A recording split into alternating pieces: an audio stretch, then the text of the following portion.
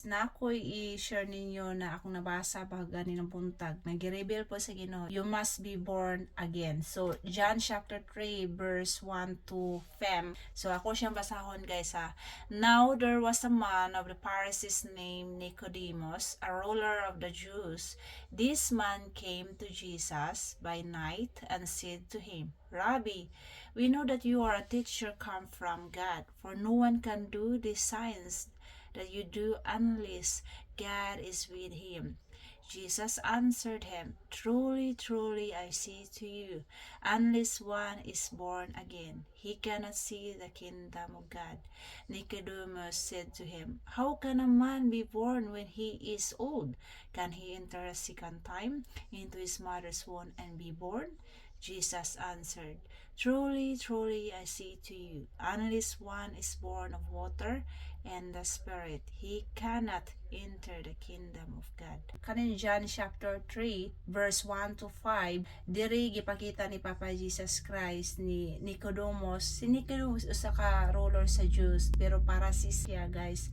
So nangutana man gid siya usa pag born again sa usa ka tawo. Ding answer si Jesus Christ siya ha, unless one is born of water in the Spirit. Pasabot anang born again guys, na imong gisurrender ang imong old version nimo sa Ginoo, dayon ang imong new version na anak kay Jesus Christ imong kasing-kasing ug sa imong kinabuhi, selbi na anak kay faith sa Ginoo na si Jesus Christ. Mao na ang born again. Kanang Holy Spirit guys musulod sa atuang kasing-kasing, o kanang Holy Spirit mao nay mag-guide sa tuwa usay mali o usay tama, mo nay magpakita sa tuwa, mo reveal sa tuwa kung kinsa si Jesus Christ guys. Silbi na naa na tay Kristo sa ato ang kasing-kasing.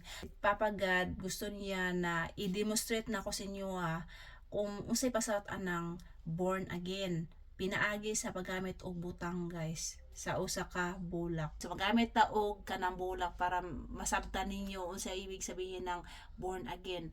So mo ni ang bulak guys, selbi ikaw ni. Dayon unsay nakita niyo sa bulak, di ba?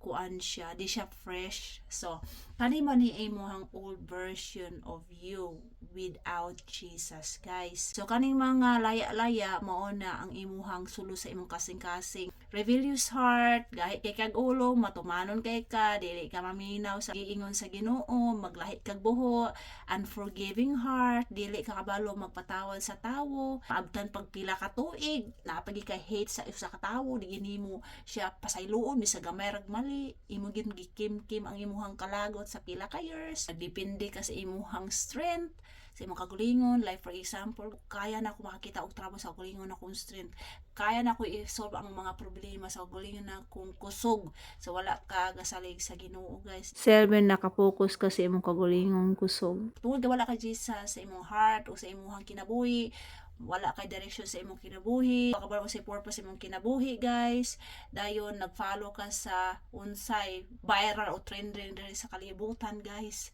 So ikaw mao ni, ikaw ang old version nimo guys, mao ni siya ha. Karon guys nahi isa ka tawo na nagpresenta sa imo kung kinsa si Jesus Christ, kung kisay makahatag natong eternal life. Dayon guys, tungod sa tawo na naghatag sa imo isa lang ka verse guys, nagbago ang imuhang kinabuhi guys. Selbi nasabtan nimo na ang makahatag ra eternal life is si Jesus Christ. So karon ang imong old version guys, tungod atong isa ka verse naghatag sa stranger na tawo is nagpabago sa imo, imong gidawat si Jesus Christ sa imong kinabuhi. So karon guys, kani siya guys, kaning old na mga laya-laya na mga bulak, pag surrender nimo sa imong kinabuhi ni Papa Jesus Christ, gikuha ni Papa Jesus Christ ang imong rebellious heart, kana rebellious heart nimo, gikuha ni Papa Jesus ang imong unforgiving heart, kana tuha na, gikuha ni Papa Jesus ang imong pagkadepende sa imong kaugalingon, so kuha na.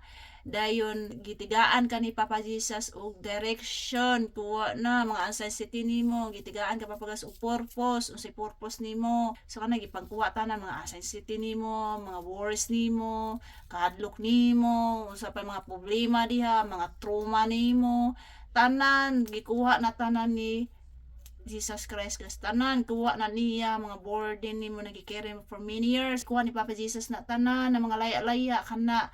So kana duha na lang guys. Karon guys kay naa naman kay Jesus Christ sa imuhang heart o sa imong kinabuhi guys. Karon ipakita nako ang ikaw. So ikaw na ni ang new version with Jesus guys. Fresh kaay kastanan. So mao ni ikaw guys. Giwala na ni Papa Jesus Christ ang imong rebellious heart, ang imong unforgiving heart, ang imong magdepende ka sa imong strength, ang wala kay direction sa imong kinabuhi, wala kay purpose sa imong kinabuhi, gasalig ka unsay naa diri sa kalibutan, giwala tanan ang tanang mga negative unsay burden na gidala nimo sa pila ka tuig ug karon kay giwala ni Papa Jesus Christ, gitransform ka into new version of you with Jesus. Nakay humble heart na, maghumble na ka before God, na magkumpis ka sa imong mga sala, di nakaginahan magbuhat og kanang mga sala, gusto ka mo bag-o gyud, willing ka magbag-o sa tabang ni Papa Jesus Christ.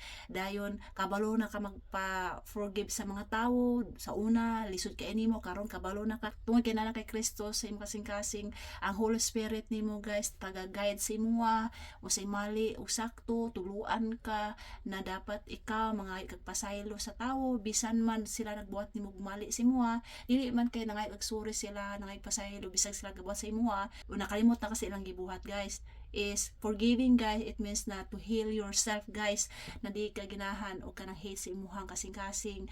Kana siya healing na siya guys, to forgive people guys. Wala na kagasalit sa imong strength guys. Kay na naman kay Jesus Christ sa imong kinabuhi, na naman kay Ginoo sa imong life. Ikaw gahulat na lang kani God unsay will niyang gusto na may tabo sa imong kinabuhi. Gasalig ka sa iyahang strength, nangayo kag strength sa iyaha guys para makaya nimo ang tanan through Jesus Christ guys. O karon guys, tungod kay new version naman ka guys ng kay Jesus Christ imong kinabuhi guys, na kay right direction, na kay purpose sa imong kinabuhi, kabalo na ka unsay purpose nimo diri sa kinabuhi nga nung gibuhi ka sa Ginoo guys. So mao ni ang imuhang new version na ikaw na naay Jesus Christ guys. Mao na ang born again na pasabot guys, na naa na kay Kristo sa imong kasing-kasing o sa imong kinabuhi guys. Tungod kay na kay Kristo sa imong kinabuhi, ang Holy Spirit nimo na sulod na diri nagpuyo sa imong kasing-kasing para magtulo sa imuha kung say mali o say sakto, magagay sa imuha sa dalan na agian nimo paingon didto sa goal sa kingdom sa Amahan nato na nasa heaven guys. Na dili ka wala sa imong dalan, silbi guidan ka sa Holy Spirit guys. So mao ni ikaw guys, born again, transformation, new version of you with Jesus Christ. So, mano siya, basta lang born again guys. Ikaw na siya. Mao to siya guys, ang gustong pakita ni Papa God sa langit, na kailangan kita ma-born again ta guys through His Son na naghatag eternal life, si Jesus Christ. So, mao to gi-repair ni Papa God guys sa heaven, na kailangan ma-born again ta guys, not born again kay nagpa-baptize guys, born again na ka. It means guys, born again, isurrender nimo tanang mga burden na imong gidadala sa pila ka tuig guys, hatag sa Ginoo tanan-tanan, o ikaw depende ra ka sa Ginoo, nagdepend ka tanan sa gihatag nimo, nagtrust ka sa Ginoo, na kay faith sa iyang anak na si Jesus Christ, hintuo ka na si Jesus Christ ang makahatag eternal life sa imo. So, mao na ang new version nimo guys. Transformation. Mao to ang meaning sa born again. I hope na naamay na katong karong adlaw guys. And thank you. Bye-bye.